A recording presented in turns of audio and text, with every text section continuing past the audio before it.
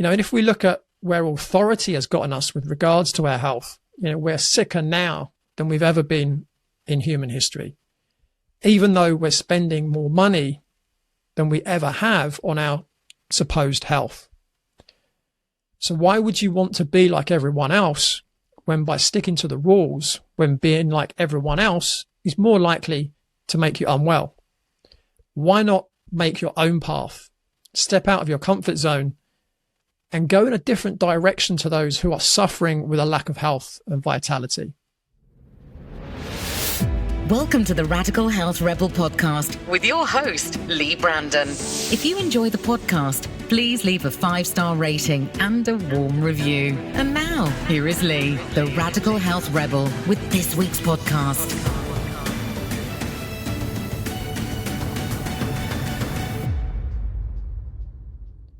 Welcome to the Radical Health Rebel podcast.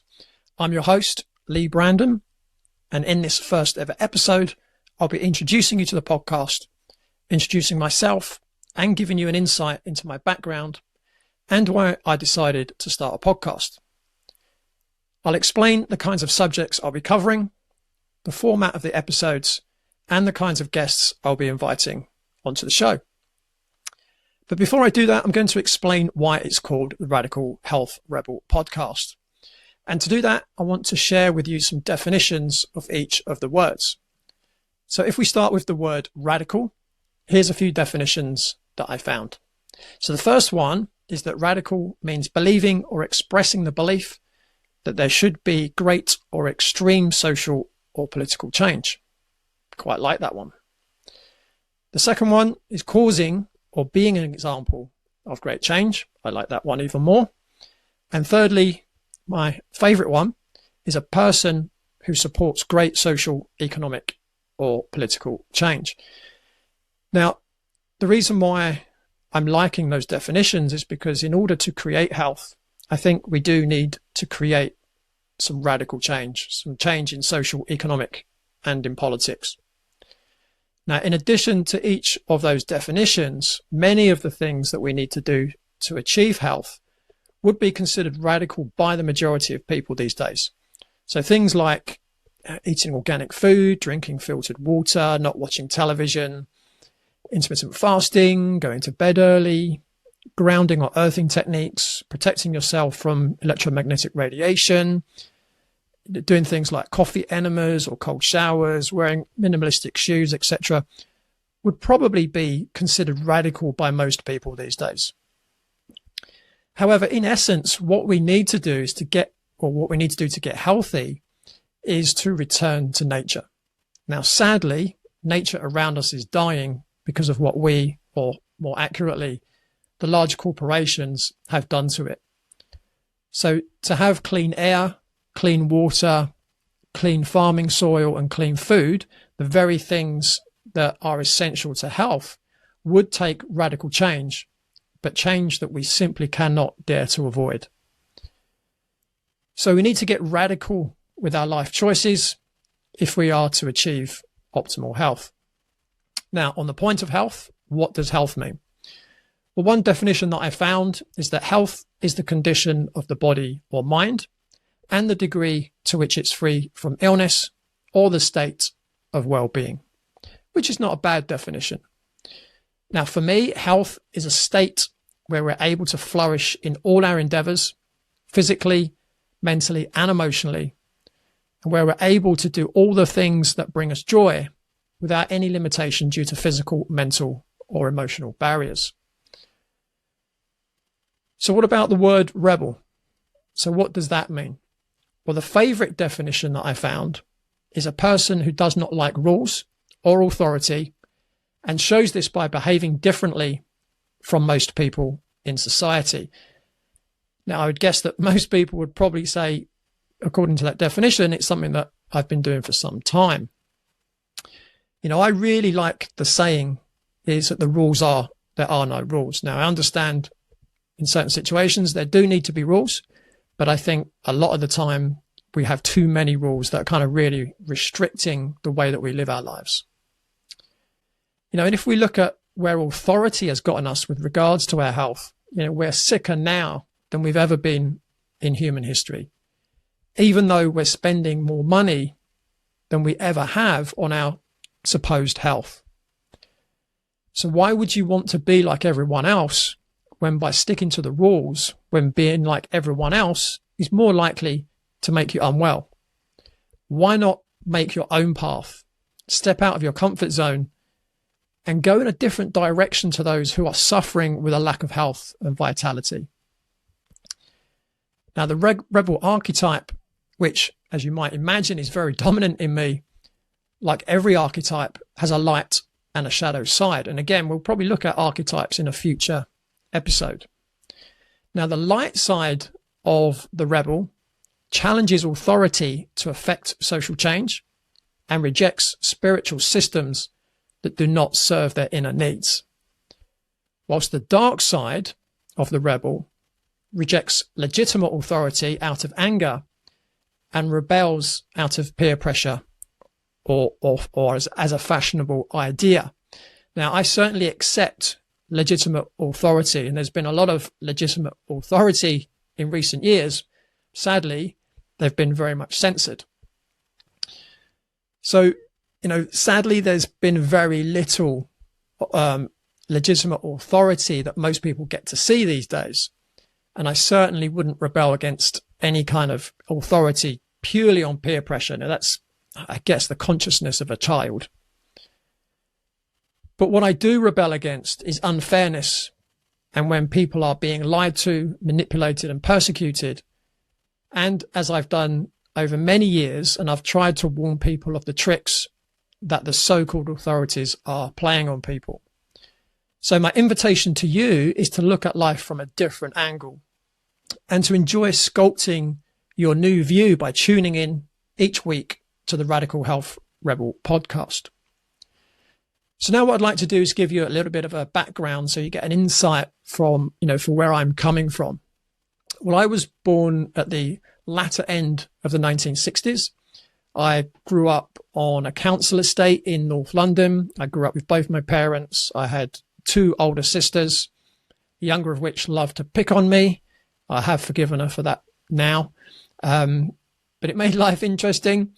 I was very active, very sporty as a child. I was always either playing football, cricket, tennis, riding my bike. So we used to have a lot of races in the street with other kids. And we played games that were always active, like Kirby and Bob. And, if you come from England, you'll know what I'm talking about. I was reasonably good academically. I did reasonably well at school academically. Got pretty good qualifications. So I left school at 18, didn't really know what I wanted to do. So I ended up with a number of office jobs. And the final office job I ever had, I actually really enjoyed. It was a combination of, draftsmanship. So I studied technical drawing at school, at O-level and A-level. I also studied IT. So I did a diploma in business and finance for 2 years at the early end of the 90s. And I was able to have a job where I was kind of doing draftsman type work, but it was linked with IT. And it was kind of very new those days, that kind of work. And I did enjoy it. And, I was in my mid-20s. I had my own home. I had a nice car. I had enough money, to go out and party at weekends and to spend a couple of weeks on the island of Ibiza every year partying. And, life was pretty good. I can't complain at all. But I used to wake up every day and think, there's got to be more to life than this. Now, I did start lifting weights when I was 14. So we had a gym at school, but I didn't start lifting weights consistently until I was 23. And, 30 odd years later, I'm still doing that. But I played competitive football from the age of 10 till I was 23. And I played competitive cricket from the age of 12 until I was 20. So they were the 2 sports that were, I guess, most serious, but I played pretty much every sport for my school. But in terms of my work, so in the mid-90s, so I'm training in gyms, and in the mid-90s, I come across a new profession called personal training. So I got to know these 2 guys. They were the first people I ever knew were personal trainers. And after my workouts, quite often they would come and sit and have dinner with me, and we'd be talking. And, they both did sports science degrees, and we'd be talking about fitness. And they used to say to me, how comes you know all this stuff? Like, you're talking to, we got sports science degrees, but you're talking on our level. How do you know all this stuff? And I just said, well, whenever I do anything, I do it properly. And I just do a lot of reading. And they said, well, haven't you ever thought about doing what we do? And that was my light bulb moment. And I thought, well, hang on a minute, I can get paid for doing something that I'm really passionate about. So I ended up studying with the American College of Sports Medicine. They were probably the best organization around at the time. So in 1996, I became qualified and I started working as a personal trainer. I spent a year in Australia in 97 working as a trainer, came back to the UK, carried on studying with the American College of Sports Medicine. And after about 5 years of being a personal trainer, again, it came to the point where I knew I had a lot more to learn. And wherever I was working, people were always coming to me with their questions, whether it was other trainers or other clients of other trainers were coming to me with their questions. And in 2001, I decided to train with the Czech Institute. So I spent 5.5 years training at the Czech Institute, training what we now call integrated movement science and holistic lifestyle coaching, but also golf biomechanics and also personal, professional and spiritual mastery.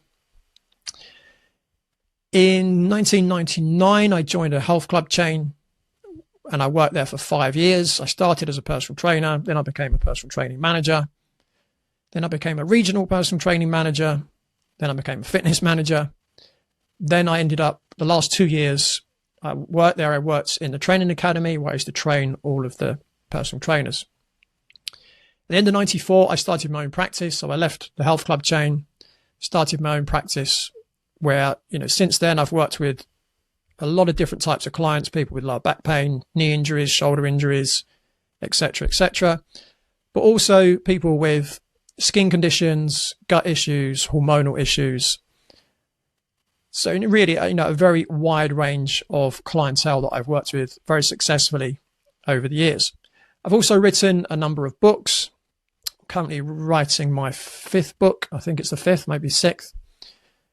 So after my training with the Czech Institute, which finished in 2007, I actually became a member of the faculty of the Czech Institute. So I've been teaching the advanced training programs for the Czech Institute since 2010, and I've taught all over the UK, in Scandinavia. I've taught in Australia and in the US. So that's really been great. I also have a number of online coaching programs, both for clients and also for health professionals as well. Outside of work, my hobbies include music, and I still play tennis competitively today, even though I'm in my mid-50s. It's something that I really enjoy doing. I love going for walks in nature. And one of the things I love to do is playing Frisbee. Really simple, but brings me joy. So the next thing is, why am I doing a podcast? Well, the reason I decided to do a podcast is because my mission for many years has been to help as many people as possible optimize their health and wellness so they can lead a more productive, fun-filled, fulfilling and happy life. So by doing a podcast, I hope to reach more people and also share more information than I can on my own by inviting on expert guests. And another thing that's really important to me is that I'm also hoping to learn from my guests as well. I have a real passion for learning. Some would say I'm obsessed with learning. I can't get enough of learning. So that's one of my goals from the podcast, is that as well as hopefully the audience learning from my guests, I'm hoping to learn from them as well. So the format of each episode is that there'll be 60 to 90 minutes in length. Now, people tell me the most successful podcasts are about 20 to 25 minutes long. However, the subjects that I wish to talk about, I don't think can be covered in such a short period of time. So I'm going to aim for 60 minutes for each episode, but also just allow a bit of extra time just in case we need to go deep into a specific subject. So each episode will start by the guests sharing their background information. I really want you to get to know my guests. And then they'll share their amazing knowledge and experience to help you optimize your health. And then we'll finish each episode with some key take-home tips. And potentially my guests may offer you their services or products to help you improve your health and begin the journey to leading a more healthy, fun-filled, productive, fulfilling, and happy life. You'll be able to listen to the podcast on all major platforms, and you can also find it at www.radicalhealthrebel.com. Now, if, like me, you prefer to watch your podcast, so I really like watching videos of podcasts, even though, if I'm driving and things like that, I'll obviously just listen. But I do really like watching a video of a podcast. So what you'll be able to do is to watch short clips on the Radical Health Rebel YouTube channel. So if you go to YouTube and just search for Radical Health Rebel, and you can watch full-length episodes completely ad and sponsor-free at our Patreon channel. So that's www.patreon.com/Radical Health Rebel. Now, what am I going to be discussing each week? Well, what I'm going to be discussing each week, either with my guests or on the episodes where I go solo, are, well, to summarize the kind of subjects I'll be discussing, I'm going to turn to two legends and use their models to help me explain. So the first legend is my friend and teacher, Paul Chek, the founder of the Chek Institute, and the other guy whose work I was introduced to by Paul Chek, and that's Ken Wilber. So in both of their models, they have 4 sections or 4 quadrants. Now, Paul Chek has his 4-doctor coaching model, and Ken Wilber has his integral theory model. So Paul Chek's model includes 4 doctors. That's doctors' happiness, diet, quiet, and movement. So Paul developed this model. It was originally based on Hippocrates' 3 doctors model. And Paul added in a 4th one, movement, because in Hippocrates' day, movement was kind of taken care of for itself. To do anything, like washing your clothes was a workout.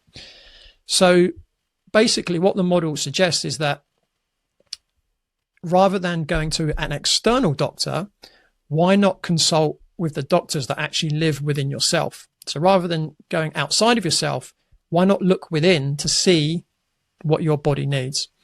So the first one being Dr. Happiness, in brief, is all about understanding what is happy making for you. So are you really clear on what things make you happy? And are you making sure that you're making time to do those things that make you happy? In addition to that, things like, being able to set goals, setting core values. And I would say the subject of psychology probably comes in under the hat of Dr. Happiness as well. But again, what I hope to do is to have future episodes where we go into a lot of detail in terms of the 4 doctors and possibly even get Paul Chek on to talk about them. The second doctor is Dr. Quiet. So Dr. Quiet is all about understanding, listening to your body and understanding how much rest and recovery Dr. Quiet or your body needs. So it includes sleep. So, making sure you get into bed on time. The time you go to bed is really important, probably more important than how much sleep you actually get. It's also important in terms of how much rest you get, rest from work, rest from exercise. And it's really just making sure that you're doing enough to recover from the stresses of every day, physically and mentally, and making sure that you're ready to go for the next day. Dr. Diet is all about hydration, and it's all about your food intake, and it's understanding what's right for you. We all have different genetic and environmental requirements for nutrients. There's no one diet that works for all of us. So what's important is that we're able to tune in and understand what our body is telling us that it needs. How much protein does it need on a particular day? How much carbohydrate? How much fat does it need? How much water does it need? What kind of quality of the food and what kind of quality of water are you having? And it could be that different times of year you need different foods. It could be even different times of day you need different foods. And, for females, you might need different types of foods during your menstrual cycle. So it's really important to be aware of that so that you're able to listen to what your body needs, not necessarily to what someone is telling you that your body needs. Thank you for watching the Radical Health Rebel YouTube channel. If you enjoyed this video, please be sure to share with your friends and family, or share via your social media. Hit the like button, subscribe to the channel, and hit the bell icon to receive notifications of new video clips from the podcast. And if you want to watch the full podcast episode, completely ad-free, plus premium content, and join the Radical Health Rebel Patreon community, head over to the Radical Health Rebel Patreon channel at www.patreon.com/Radical Health Rebel. Thanks again for watching.